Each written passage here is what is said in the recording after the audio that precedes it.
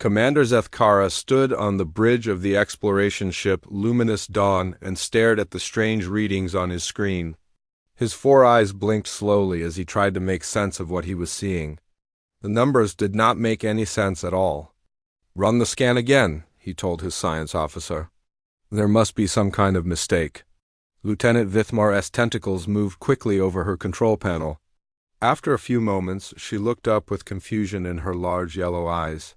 "Sir, the readings are the same. There is definitely something very unusual happening in the Kepler 442 system." Zethkara walked over to look at her screen more closely. The energy readings were massive. Whatever was creating these signals would need technology far beyond anything the Galactic Concordat had ever seen. But according to their star maps, this system was supposed to be empty. The planets here were all classified as death worlds. No known species could survive on any of them. "Show me the planet readings," Zethkara said. Vithmar brought up the data for the third planet in the system. Zethkara's breathing stopped for a moment. The planet had gravity that was more than 3 times normal. The atmosphere was filled with poison gases. Deadly radiation from the nearby star should have killed anything living on the surface long ago. Yet their sensors were picking up clear signs of a large settlement. "How many life forms are you detecting?" Zethkara asked. "The computers estimate around 50,000 individuals, sir," Vithmar replied. "But that cannot be right. Nothing could live down there." Zethkara was silent for a long time. In his 40 years of service with the Concordat's exploration fleet, he had never seen anything like this. The Concordat had detailed files on every known species in the galaxy. He knew which planets each species could survive on. This planet should be completely empty. "Set course for the planet," he finally said. "We need to see this for ourselves." The Luminous Dawn moved through space toward the mysterious world. As they got closer, the readings became even more confusing.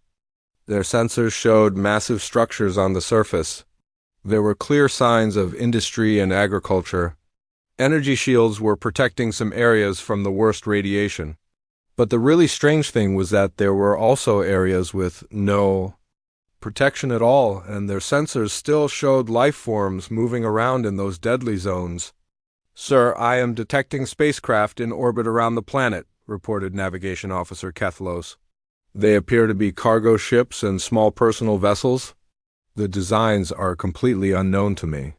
Zethkara looked at the images on the main screen. The ships looked simple but solid. They were clearly built for heavy work rather than beauty. What worried him was that these ships were operating in space that should have fried their electronics with radiation within minutes. "Try to make contact," Zethkara ordered. "Use all standard greeting frequencies." The communications officer worked at his station for several minutes. Then his eyes went wide with surprise. "Sir, I am receiving a response. They are using an unknown language, but our translation computers are working on it." A voice came through the ship's speakers. It sounded calm and friendly, nothing like what Zethkara expected from whatever super-advanced species could live in this nightmare environment. "Unknown vessel, this is harbor control for New Perth colony. Please state your business and follow the approach vector we are sending to you." "Welcome to Kepler 442c." Zethkara looked around his bridge at his confused crew. "New Perth colony?" he said quietly. "Harbor control?" These were very normal-sounding terms for what should be an impossible place. "Send them our standard first?" "Contact message," he told his communications officer. "Tell them we are an exploration vessel from the Galactic Concordat, and we request permission to make peaceful contact." The response came back quickly. "Roger that, Luminous Dawn. We don't get many visitors out here. You are cleared to land at Spaceport 7, fair warning, though. Our gravity is a bit heavy, and the air outside will kill you pretty quick if you are not prepared for it. Do you need any special assistance for your species?" Zethkara was shocked by how casual the voice sounded. These beings were offering help to visitors as if this was just another normal colony world instead of a place that should be impossible to live on. "Ask them what species they are," Zethkara said. After a moment, the answer came back. We are humans, of course. What species are you folks? Humans. Zethkara quickly called up the Concordat database on his personal screen. Humans were listed as a recently discovered species from a small planet called Earth, according to the files. They were one of the most fragile species ever encountered. They could only survive in very specific conditions. Their bodies were weak. They lived for only about 80 years, which was incredibly short. The database said they needed exactly the right mix of gases to breathe and could not handle much radiation at all. This has to be a mistake, Zethkara said to himself. There is no way humans could survive down there. But as the luminous dawn followed the landing instructions and descended through the planet's atmosphere, Zethkara could see with his own eyes that somehow, impossibly, they were thriving. Their colony stretched for kilometers in every direction. There were tall buildings that should have been crushed by the heavy gravity. Gardens and parks were scattered throughout the settlement, somehow growing plants in soil that should have been poisoned. Roads were filled with vehicles and humans walking around outside without any protective suits. Most shocking of all were the humans themselves. According to the database, humans were supposed to be small and weak, but Zethkara could see humans lifting and moving objects that should have required heavy machinery. He watched a group of human children playing some kind of game in an area where his ship's sensors said the radiation should have killed them instantly. The luminous dawn landed at the spaceport with a heavy thud. The extra gravity made everything feel wrong. Zethkara looked at his crew and saw his own confusion reflected in their faces. "Sir," said Vithmar, "I am reading the atmosphere outside. It would kill any of us in seconds. But there are humans walking around out there like it is nothing." Through the ship's windows, Zethkara could see a small group of humans approaching their landing pad. They were not wearing any kind of protective equipment. They looked completely comfortable walking around in conditions that would be deadly to any known species. "Prepare the diplomatic contact team," Zethkara ordered. "Full environmental suits for everyone. And have medical standing by. I have a feeling we are going to need to rethink everything we know about humans." As the airlock cycled and the contact team stepped out onto the surface of this impossible world, Zethkara wondered if perhaps the Concordat's database was completely wrong about humans. Or maybe these were not really humans at all, but some other species using that name. But deep down, he was starting to suspect that the truth was going to be much more disturbing than either of those possibilities. If these really were humans, then everything the Concordat thought they knew about this species was not just wrong, it was impossibly wrong. The first human to greet them was a woman who looked to be middle-aged by human standards. She smiled warmly and extended her hand in what the database said was a human greeting gesture. "Welcome to New Perth," she said through their translation system. "I am Sarah Chun, the colony administrator. We are very excited to meet representatives from the Galactic Concordat. Please, come inside where we can talk more comfortably." She led them toward a building near the spaceport. Zethkara noticed that she moved easily in the crushing gravity that was making his team struggle with every step, even in their powered suits. When they reached the building, Sarah opened the door with her bare hands. The door looked like it was made of some kind of heavy metal that should have required mechanical assistance to move.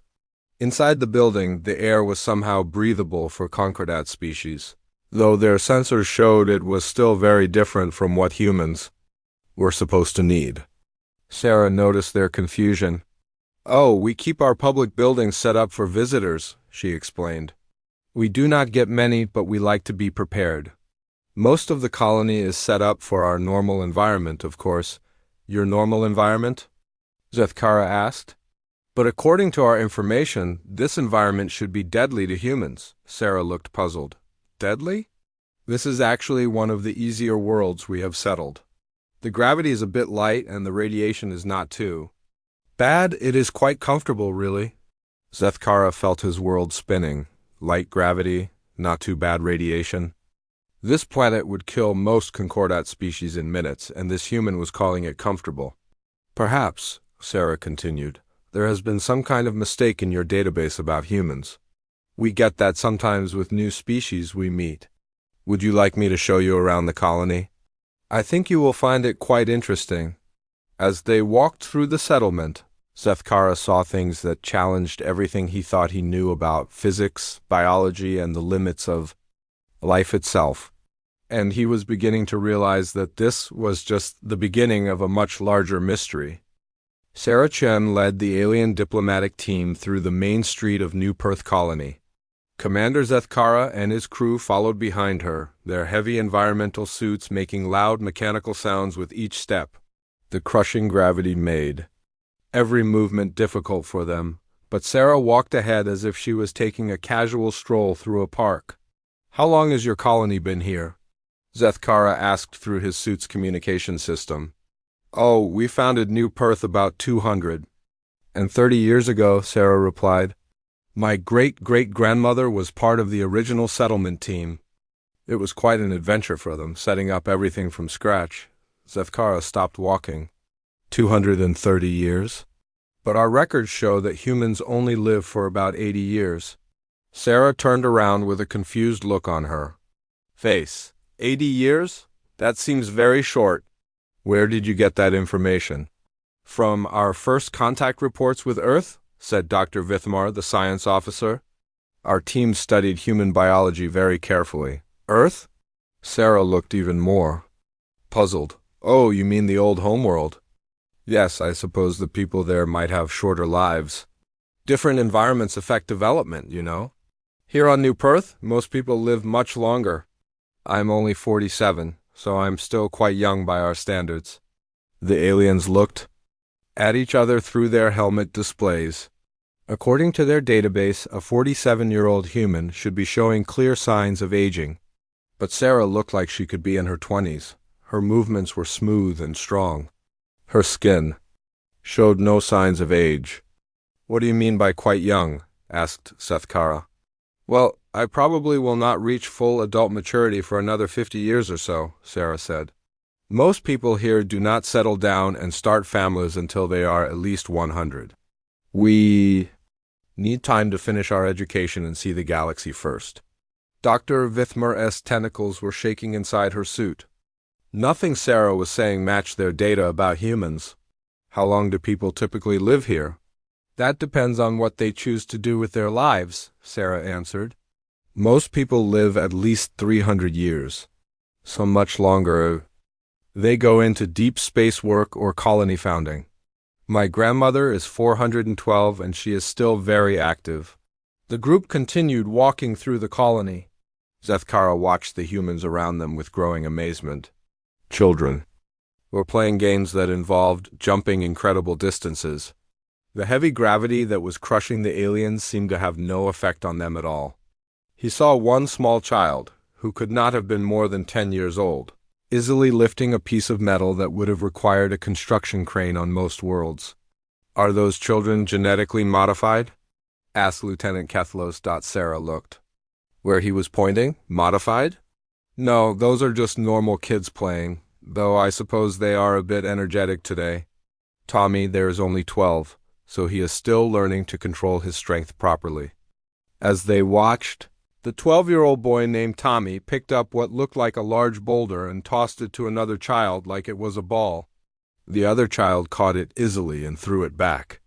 That rock must weigh several tons, whispered Vithmar into her communicator. What was that? Asked Sarah. We were just commenting on how strong your children seem to be, said Zethkara carefully. Sarah laughed. Oh, they are just playing around. Wait until you see them when they are actually trying to be strong. But we teach them to be careful around visitors and fragile equipment. The word fragile made Zethkara uncomfortable.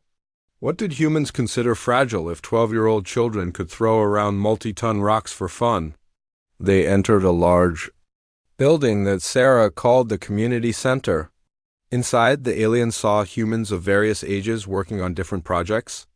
Some were crafting tools and equipment that looked far more advanced than anything in the Concordat database. Others were working with materials that glowed with strange energy. This is where we do most of our research and development, Sarah explained. We try to keep improving our technology and finding better ways to live comfortably. An older human man approached them. He moved with the same easy grace as Sarah, despite appearing to be quite elderly. "Sarah, are these our visitors? From the Galactic Concordat?" he asked. "Yes, Dr. Martinez. This is Commander Zethkara and his team." "Commander, this is Dr. Carlos Martinez, our chief researcher." Dr. Martinez extended his hand in greeting. When Zethkara shook it through his suit's mechanical glove, he was surprised by the strength of the human's grip. It felt like shaking hands with a construction robot. "How old are you, Dr. Martinez?" asked Dr. Vithmer. "I am 163, he replied. "Still relatively young for serious research work. I probably have another 100 years before I really hit my stride." The aliens exchanged glances again. Dr. Martinez looked like he might be 60 years old by human standards, but he was claiming to be over 160, and he was calling himself young. "Could you show us some of your research?" asked Zethkara. "Of course," said Dr. Martinez. He led them to a workstation where a young woman was working with some kind of complex machinery. "This is my daughter, Elena. She is studying quantum mechanics." Elena looked up and smiled. She appeared to be in her 20s. "Hello," she said. "I am working on improving our star drive efficiency. We think we can increase speed by about 15% with some minor modifications." "Star drive?" asked Kethlos. "You have faster-than-light travel?" "Well, yes," said Elena. "How else would we get around the galaxy? Though our drives are probably not as advanced as yours. We are always trying to learn from other species." Dr. Vithmore was scanning Elena with her medical equipment. The readings made no sense. Elena's cellular structure was unlike anything in their biological databases. Her DNA seemed to be constantly changing and adapting. Her brain activity showed patterns that should be impossible in organic matter. "How old are you, Elena?" Dr. Vithmer asked. "I am 67, Elena replied. "Still just finishing my basic education. I hope to start my advanced studies soon." Zethkara felt dizzy despite his suit's life support systems. A 67-year-old human who looked 20 and was just finishing basic education, a 12-year-old child who could lift tons, a 47-year-old administrator who was considered young. Nothing made sense. "Elena," said Dr. Martinez, "would you mind demonstrating some of your work for our guests?" "Sure, Papa," Elena said. She picked up a piece of metal that was sitting on her workbench. It looked heavy and dense. To the alien's amazement, Elena began shaping it with her bare hands like it was soft clay. Within minutes she had formed it into a complex tool with moving parts. "How did you do that?" asked Vithmer. "Do what?" Elena looked confused. "Oh, you mean shaping the metal? That is just basic material manipulation. We learned that in elementary school." "But that metal should require industrial equipment to shape," protested Kethlos. Elena and her father exchanged a look. "I think there might be some confusion about human capabilities," said Dr. Martinez gently. "Perhaps your database information is out of date or incomplete." Sarah nodded. "We have found that sometimes other species have very different ideas about what is normal. Every species develops differently based on their environment and history." They continued the tour through more of the colony. The aliens saw humans working in conditions that should have been deadly. They watched people lift and move objects that should have been impossible. They observed technology that was far beyond what their database said humans should be capable of creating. But what disturbed Zethkara most was how normal it all seemed to the humans. They were not showing off or trying to impress anyone. This was just their everyday life. In the agricultural section, they met a farmer who was over 200 years old but looked middle-aged. He was growing crops in soil that should have been too poisoned to support life. When asked about it, he just said that plants needed proper care and attention to grow well. At the engineering center, they saw teenagers who appeared to be around 16 working on spacecraft engines. When Dr. Vithmer asked about safety protocols for such young workers, she was told that these teenagers were actually in their 80s and were considered responsible enough for basic mechanical work. The medical facility was the most shocking. Of all, the humans there were treating injuries and illnesses that would be fatal to most species. A man with what should have been deadly radiation poisoning was sitting up in bed, chatting with nurses and expecting to go home the next day. A woman who had been crushed in an industrial accident was walking around with injuries that should have killed her instantly. How is this possible? Dr. Vithmer asked the chief medical officer. How is what possible? The doctor replied. People get hurt sometimes. We fix them up and they get better. That is what medicine is for. As the day went on, Zethkara realized that every assumption the Concordat had about humans was completely wrong. These were not the fragile, short-lived creatures described in their database. These humans were incredibly strong, lived for centuries, and possessed technology and abilities that seemed almost magical. But the most disturbing part was that the humans themselves seemed unaware of how extraordinary they were. To them, this was all perfectly normal. As evening approached, Sarah invited the aliens to stay for dinner at the community dining hall. You can keep your suits on if you need to, she said. We understand that different species have different requirements. During the meal, Zethkara tried to process everything he had seen. The humans around them talked casually about things that should be impossible.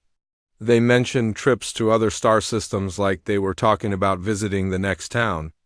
They discussed scientific concepts that the Concordat's best researchers could barely understand. A small child, who could not have been more than 8 years old, was explaining to her parents how she had solved a mathematics problem that used equations Zethkara did not recognize. Is she gifted? He asked Sarah, Tommy's little sister. She is bright, but nothing unusual. All children that age are learning quantum mathematics. It is part of the standard curriculum. Zethkara looked at his crew. They were all thinking the same thing. Either their database about humans was completely wrong, or these were not really humans at all. But every test they had run confirmed that these people were biologically human. As they prepared to return to their ship for the night, Sarah made one final comment that left Zethkara more confused than ever. I hope you have enjoyed your visit, she said. It has been wonderful to meet new friends. We do not get many visitors way out here in the frontier regions. Most people prefer to stay closer to the core systems where things are more developed. Frontier regions. Sarah was calling this incredible colony, with its impossible technology and superhuman inhabitants, a frontier settlement. If this was what humans considered a basic frontier colony, what were their advanced civilizations like? That night, as Zethkara lay in his bunk aboard the luminous Dawn, he stared at the ceiling and wondered what they had really discovered. These humans were not just different from their database. They were different from anything the Concordat had ever encountered. And tomorrow he was going to have to start asking much harder questions. Commander Zethkara could not sleep. He spent the entire night reviewing the recordings from their visit to the colony. Every piece of data made less sense than the last. He called his senior officers to an emergency meeting before dawn. I want theories, Zethkara said as his team gathered around the conference table. What are we really dealing with down there? Dr. Vithmer spread her tentacles across her datapad. Sir, I have run every test I can think of. These beings are definitely human. Their DNA matches the Earth database perfectly, but their capabilities are impossible. Could they be using some kind of enhancement technology? Asked Lieutenant Kethlos. Hidden implants or genetic modifications? I scanned for everything, Vithmer replied. No implants, no genetic modifications, no performance-enhancing drugs. They are just naturally capable of things that should kill them. Navigation Officer Thekwan leaned forward. What if our Earth database is wrong? What if we never really understood what humans were capable of? That is what worries me most, said Zethkara. If these are normal human capabilities, then what does that mean for everything else we think we know? They were interrupted by a communication from the colony. Sarah Chun's voice came through their speakers, as cheerful as always. Good morning, luminous dawn. I hope you slept well. Would you like to join us for breakfast? And afterward, some of our young people would love to show you more of the colony. Zethkara looked at his team. Accept the invitation, but I want full recording equipment running at all times. We need to document everything. An hour later, they were back on the surface, following Sarah toward a different section of the colony. The morning air was filled with sounds of activity. Humans were starting their daily work, and the aliens could see more impossible sights. Everywhere they looked, a group of construction workers were building a new structure. They were lifting massive steel beams by hand and welding them together with tools that seemed to channel energy directly from their bodies. No machinery was involved at all. How are they doing that? Whispered Kethlos. Sarah overheard. Oh, you mean the construction work? That is just basic building technique, nothing special. They reached the educational center, a large complex of buildings surrounded by gardens. Children of various ages were engaged in different activities. What the aliens saw there challenged their understanding of reality even more, a group that looked like elementary. School students were working with materials that glowed with dangerous energy. They were shaping and molding substances that should have required specialized laboratory equipment to handle safely, but the children treated these materials like ordinary clay. Are those not radioactive? Asked Dr. Vithmer, her scanner going crazy. Oh yes, quite radioactive, replied their guide, a young woman who introduced herself as Teacher Martinez. The children are learning basic energy manipulation. This is third-grade level work. Third grade? Zethkara could not hide his shock. How old are these children? Most of them are between 60 and 80 years old, Teacher Martinez said. Still very young, of course. They will not be ready for intermediate studies until they reach at least 90. Dr. Vithmer was scanning the children with her equipment. The readings showed brain activity that was off the charts. These children were processing information faster than the most advanced computers in the Concordat fleet. What do you consider intermediate studies? Asked Zethkara. Star navigation, planetary engineering, species development theory, that sort of thing, Teacher Martinez replied. The basics that every educated person should know. They watched as one child, who looked to be about 10 years old, casually solved mathematical equations that were projected in the air above her desk. The equations were so complex that Zethkara's translation system could not even interpret half of them. How old is she? He asked. Maria is 73, Teacher Martinez said proudly. She is one of our brightest students. She might be ready for advanced placement next year. What does advanced placement involve? Oh, things like quantum engineering, temporal mechanics, dimensional theory, the advanced courses that prepare students for adult responsibilities. Zethkara felt his world spinning again. 73-year-old children studying subjects that the Concordat's greatest scientists could barely comprehend. They moved to another classroom, where slightly older students were working on what appeared to be spacecraft designs. The level of technology shown in their projects was beyond anything in Concordat databases. These students look like teenagers, observed Kethlos. Yes, they are in their adolescent phase, Teacher Martinez agreed. Most of them are between 100 and 150 years old. They are learning practical skills now? What kind of practical skills? Starship construction, planet modification, energy core design.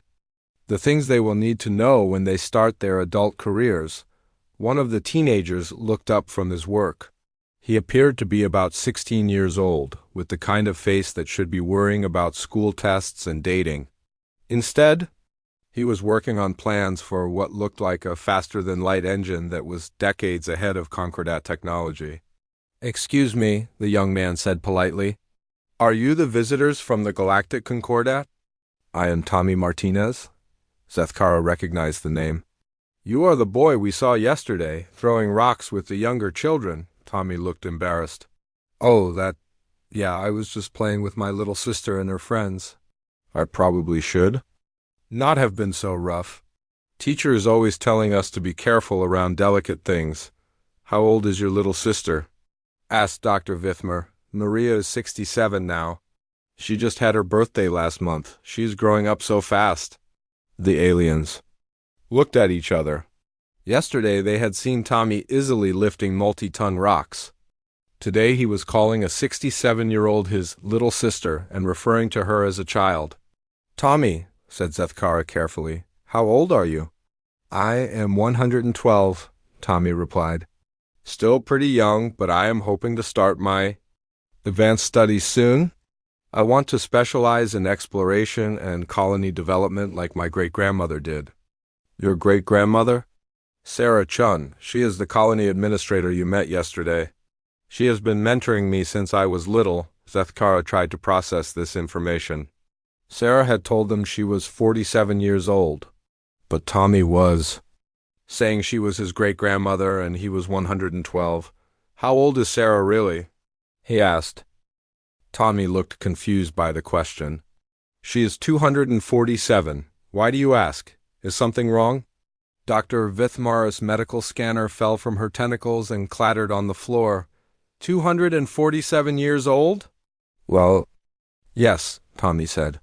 "She is still relatively young for a senior administrator position.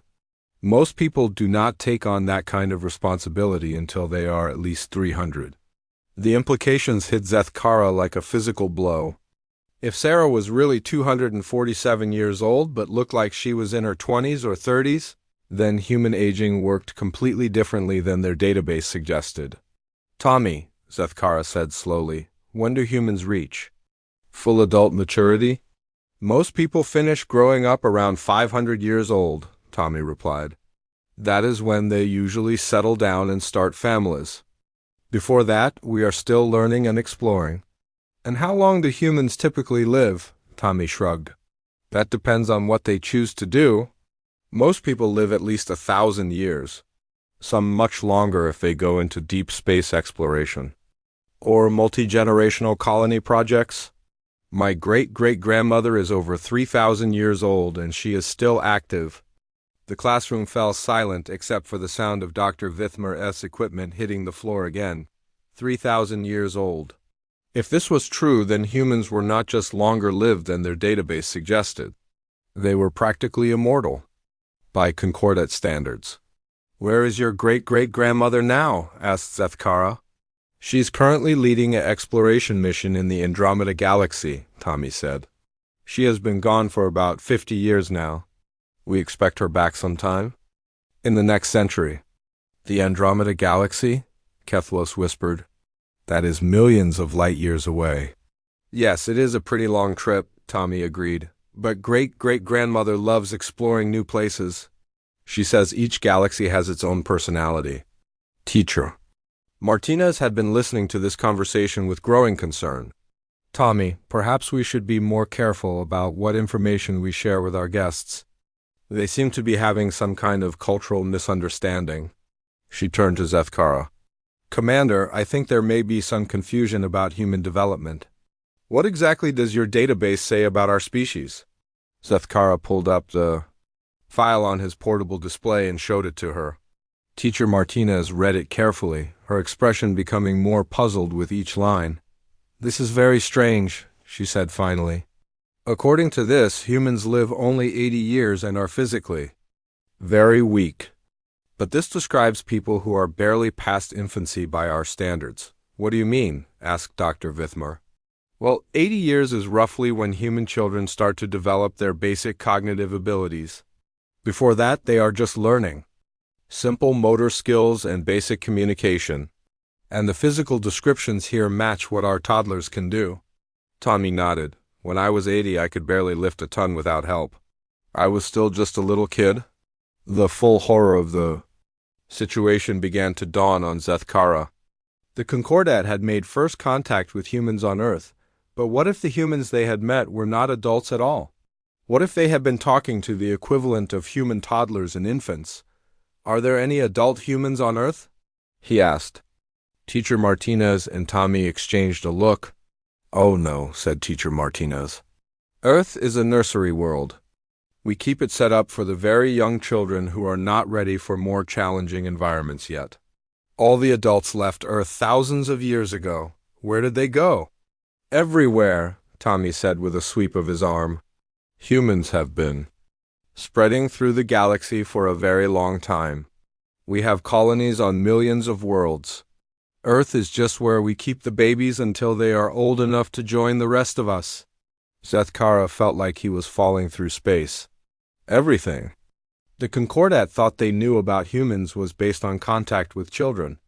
Actual human adults were scattered across the galaxy, living for thousands of years, with capabilities that seemed godlike compared to what they had expected. "How long have humans been spacefaring?" he asked weakly. "Oh, tens of thousands of years at least," Tommy said. "Maybe longer. I'm not very good with ancient history yet. That is advanced coursework." "And how many human colonies are there?" Tommy looked at Teacher Martinez, who smiled. "That is a very good question," she said. "No one keeps exact count anymore." "Millions, certainly, maybe billions. New colonies are being founded all the time. What about other species?" asked Dr. Vithmer. "Do humans have contact with other intelligent life?" "Of course," Tommy said. "How do you think the galaxy stays organized? Humans have been working with other species for thousands of years. We help them develop their civilizations, provide guidance when they need it, that sort of thing." The final piece clicked into place in Zethkara's mind. The Galactic Concordat itself, with all its advanced technology and careful political structure, might not be the achievement of equal species working together that they had always believed. It might be something else entirely. Something that humans had been quietly guiding and shaping for thousands of years. And if that was true, then this first contact was not between equals meeting for the first time. It was between children and their parents who had been watching over them all along. Commander Zethkara felt sick. The truth about human development was bad enough, but now he was starting to suspect something much worse.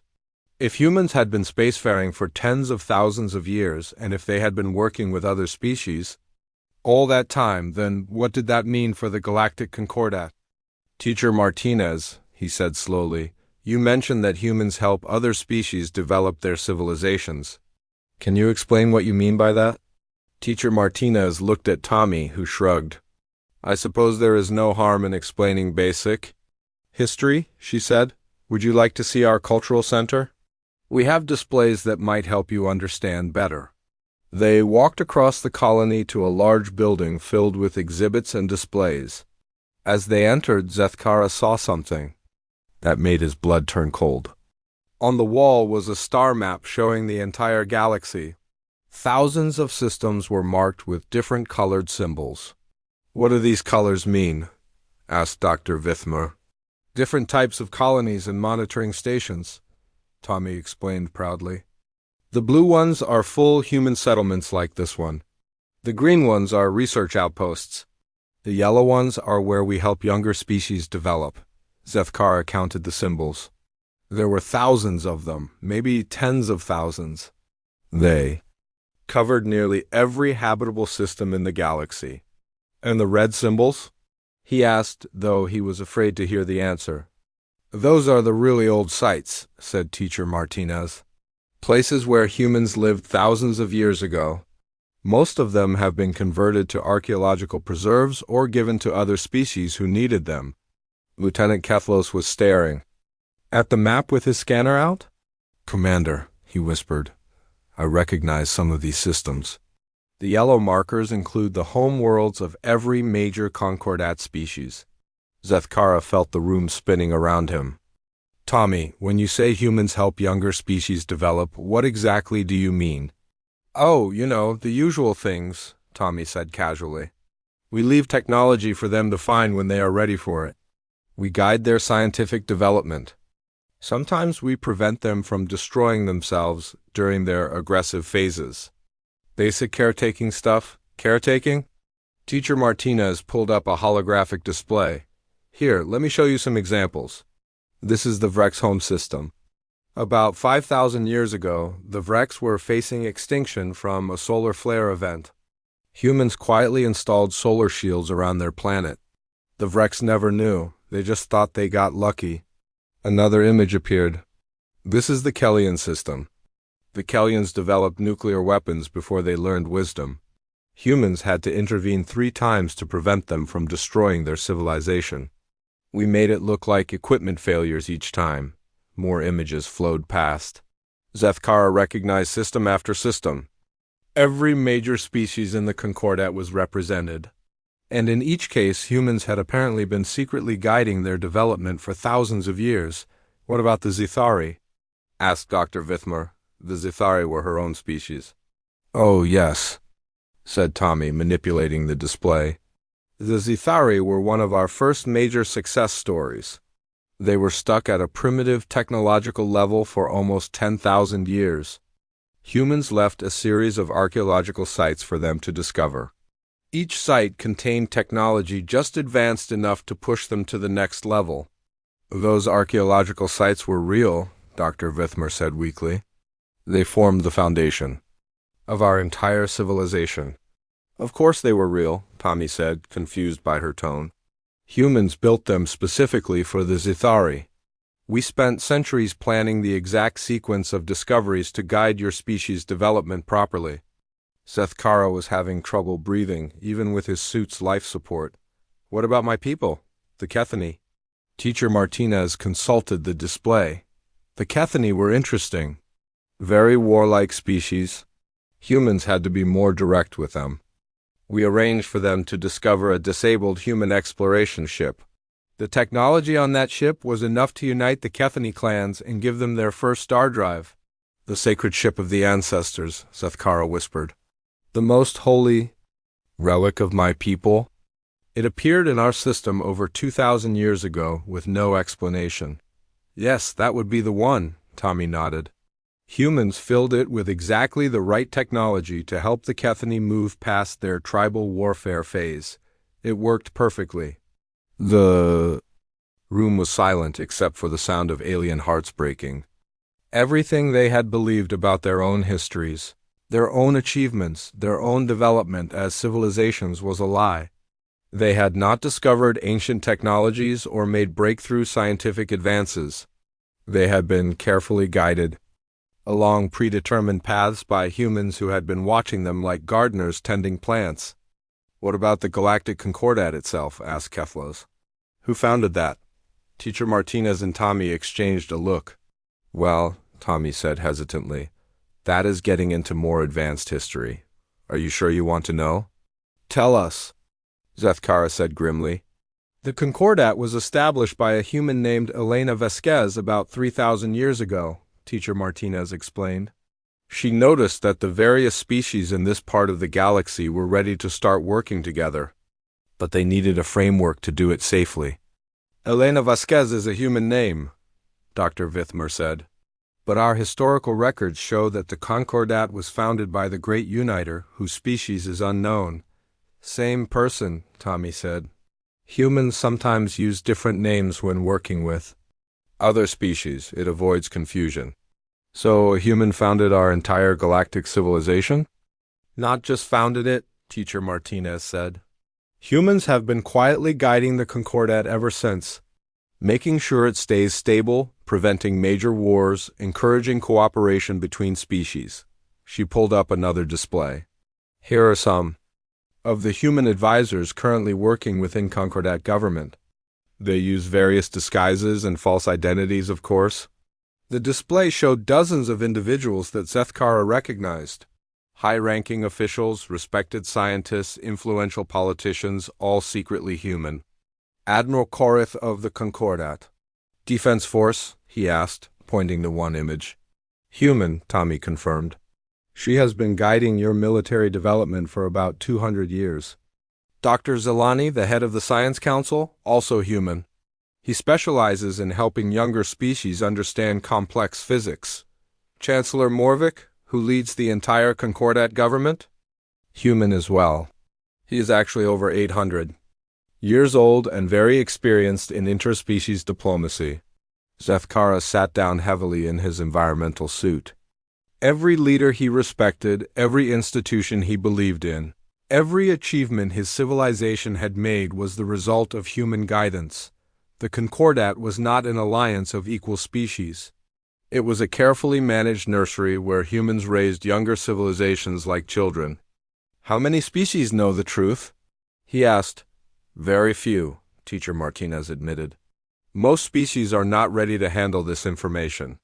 They need to believe they are developing independently. It is better for their psychological growth. But why are you telling us? Tommy looked excited. Because you found us. That means you are finally ready to start learning the real truth about the galaxy. It is like a graduation ceremony. What do you mean? Teacher Martinez smiled. Most species never advance far enough to discover colonies like this one. The fact that you found New Perth and started asking the right questions means your people are ready to move to the next level of development. What is the next level? True partnership, she said. Instead of being guided without knowing it, you can start working directly with human adults. You can help us take care of the other younger species. You can join the real galactic community. Dr. Vithmer was scanning the room frantically with her equipment. Commander, I am detecting something strange. These displays, this technology, even the building materials here are far more advanced than anything we have ever seen. But somehow our equipment can read and understand them. Of course it can, Tommy said. Your technology is based on human designs. We made sure it would be compatible with our systems when you were ready to see them. Every piece of technology we have is based on human designs. Pretty much everything important, Teacher Martinez confirmed. Your star drives, your computers, your medical equipment, your weapons, your life support systems, all of them are simplified versions of human technology from thousands of years ago. How advanced are current human designs? Asked Zethkara. Tommy and Teacher Martinez looked at each other again. That might be too much information for right now, Teacher Martinez said gently. There are levels of knowledge that have to be reached gradually. Show us something, Zethkara demanded. If we are supposed to be graduating to the next level, show us what that means. Tommy hesitated, then walked over to what looked like a simple control panel. He placed his hand on it and suddenly the entire room transformed. The walls became transparent, showing a view of space that took Zethkara's breath away. They were looking at the galaxy from above, as if they were floating millions of light years away from it. But that was impossible. They were still on the planet's surface. This is a standard observation system, Tommy explained. Every human colony has them. We use them to monitor the development of species throughout the galaxy. The view zoomed in to show individual star systems. Zethkara could see spacecraft moving between planets, space stations orbiting stars, and what looked like massive structures that dwarfed entire solar systems. What are those huge structures? Asked Kethlos. Oh, those are just some of the older human settlements, Tommy said casually. When you live for thousands of years, you tend to build big projects. One of the structures was a ring that completely surrounded a star, apparently harvesting its entire energy output. Another looked like a sphere built around an entire solar system. How many humans are there in the galaxy? Dr. Vithmer asked weakly. No one keeps exact count, Teacher Martinez said. Probably trillions, maybe more. Humans have been spreading and growing for a very long time. The room fell silent as the aliens absorbed this information. They were not explorers making first contact with an unknown species. They were children who had finally grown up enough to meet their parents. And their parents were so far beyond them that the gap seemed impossible to bridge. What happens? Now? Zethkara asked finally. Now you get to choose, Teacher Martinez said. You can go back to your ship and report that you found a human colony.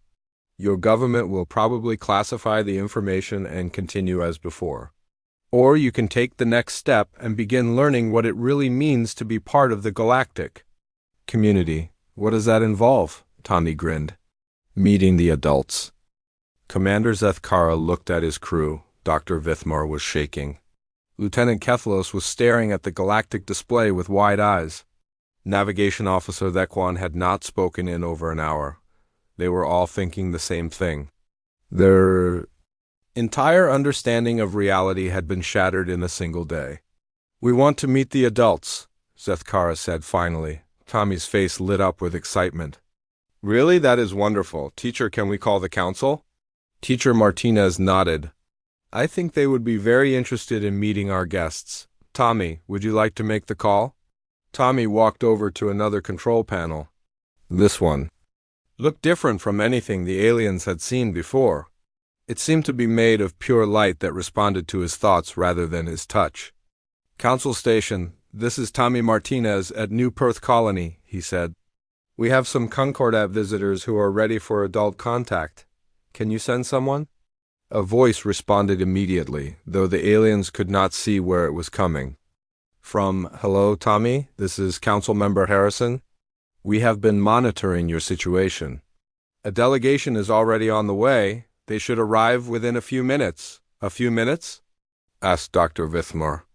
But the nearest Concordat space is days away, even with our fastest ships. Oh, the Council does not travel from Concordat space, Tommy explained. They have stations positioned throughout the galaxy. There is probably one just outside this system. We would have detected a station that close, protested KET at single quotes lost. Teacher Martinez smiled. Not necessarily. Human technology is quite good at avoiding detection when needed. They did not have to wait long. Within minutes, Tommy announced that the delegation had arrived and was coming to meet them. The aliens expected to see a shuttle landing at the spaceport. Instead, 3 figures simply appeared in the room, as if they had stepped through an invisible doorway. Zethkara's environmental suit immediately began screaming warnings. His sensors detected energy readings that were off the scale. These 3 humans radiated power levels that his equipment could not even measure. The first figure was a woman who appeared to be in her 30s. She had kind eyes and moved with a grace that seemed to bend the laws of physics around her. The second was a man who looked to be middle-aged, with silver hair and a presence that made the room feel larger somehow. The third was another woman, younger-looking, but her eyes held depths that suggested vast experience. Commander Zethkara, said the first woman. I am Council Member Harrison. These are my colleagues, Council Member Chun and Council Member Okafor. We are very pleased to meet you. You speak our language perfectly, Zethkara observed. We have been listening to Concordat communications for thousands of years, Council Member Chun replied. We know all the languages in this galaxy. Tommy tells us you have questions about humanity's role in galactic development, said Council Member Okafor. We are here to provide answers. Zethkara struggled to find words. These beings looked human, but there was something about them that felt ancient and powerful beyond imagination. How old are you? I am approximately 12,000 years old, Harrison replied. Chun is around 15,000. Okafor is our youngest council member at only 8,000 years. Only 8,000, Dr. Vithmore whispered. We understand this is overwhelming, Chun said gently. Most species go through this shock when they first learn the truth. Would you like to sit down? Chairs appeared from nowhere, not constructed or brought into the room, but simply materialized as if reality had been rewritten to include them. We have so many questions, Zethkara said as he sat down. Why have humans been guiding other species? What is the purpose of all this? The 3 council members exchanged looks. That is a very important question, Harrison said. And the answer involves threats that your species has never imagined? Okafor stepped forward. Commander, what do you know about other galaxies? Very little, Zethkara admitted. Our technology is not advanced enough for intergalactic travel. There are many galaxies in the universe, Chun explained. Billions of them. And some of them contain threats that could destroy all life as we know it. What kind of threats? Harrison waved her hand and the room's displays changed. Instead of showing their galaxy, the view pulled back to show countless other galaxies scattered through space. But something was wrong with the image. Many of the galaxies appeared dark and lifeless. These are galaxies that have been consumed, Harrison said. All life in them has been destroyed by entities from another dimension. We call them the Devourers. Another dimension? Reality has many layers, Okafor explained. Most species only perceive one layer, but there are beings that exist between dimensions, and some of them see life itself as a threat to be eliminated. The Devourers have been moving through the universe for millions of years, Chun continued. They consume entire galaxies, converting all matter and energy into forms that serve their purposes. They have destroyed thousands of civilizations. Zethkara felt cold despite his suit's heating system. Have they reached our galaxy? Not yet, Harrison said, but they are coming. Our calculations suggest they will arrive within the next few 1,000 years. That seems like a long time, said Dr. Vithmer. Not when you are preparing an entire galaxy for war, Okafor replied. The Devourers are not just powerful. They are intelligent and they adapt. Every time we fight them, they learn from the experience and become stronger. You have fought them before? Many times, Chun said sadly. Humans originally came from a galaxy that was consumed over 50,000 years ago. We managed to escape, but billions of our people died in that war. The room fell silent as the aliens absorbed this information. Humans were not native to this galaxy at all. They were refugees from a cosmic war that had been going on for longer than most civilizations had existed. Since then, Harrison continued, we have been preparing. We learned that the only way to defeat the Devourers is with the combined strength of many species working together. But most species are not naturally capable of the kind of cooperation required. So you guide their development, Zethkara said, understanding beginning to dawn. Exactly, Okafor confirmed. We help species overcome their primitive instincts. We prevent them from destroying themselves during their aggressive phases. We teach them to work together through institutions like the Galactic Concordat. The Concordat is a training program? In a sense, yes, Chun said. It teaches species how to cooperate on a galactic scale, how to share resources, how to resolve conflicts without war, how to combine their different strengths into something greater than the sum of their parts. But why not just tell everyone the truth? Asked Keflos. Because most species cannot handle the truth until they are psychologically ready, Harrison explained. If young civilizations learn that an unstoppable enemy is coming, they usually respond with panic, despair, or aggression. They either give up entirely or turn on each other. It is better to let them develop naturally while providing subtle guidance, Okafor added. By the time they are ready to learn the truth, they are also ready to contribute to the fight. What kind of contribution? Asked Dr. Vithmer. The 3 council members smiled. Every species has unique capabilities, Chun explained. The Zithari are excellent at long-term planning and resource management. The Kethani are natural warriors with incredible courage. The Vreks have intuitive understanding of energy manipulation.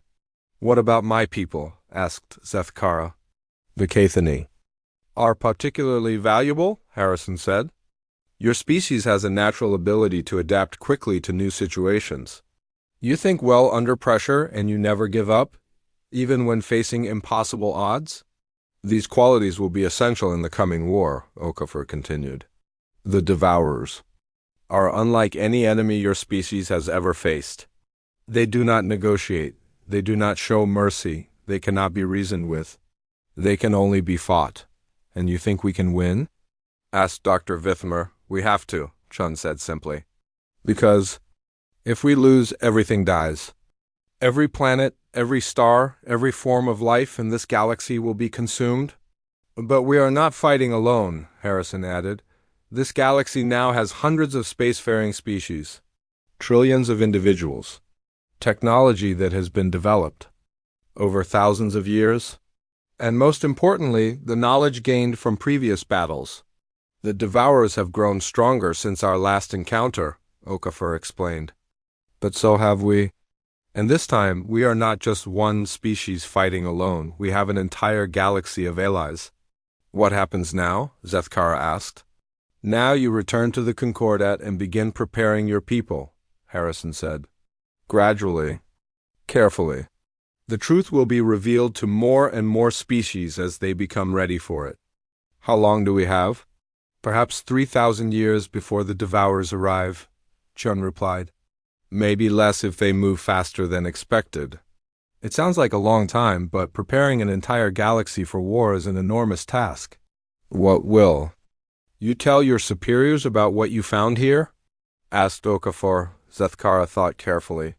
I will tell them we discovered a human colony with advanced technology.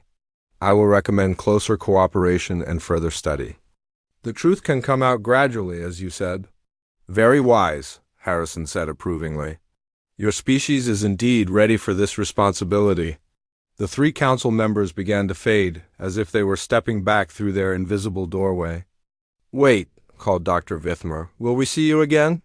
Oh yes, Harrison said with a smile. We will be in touch much more frequently now.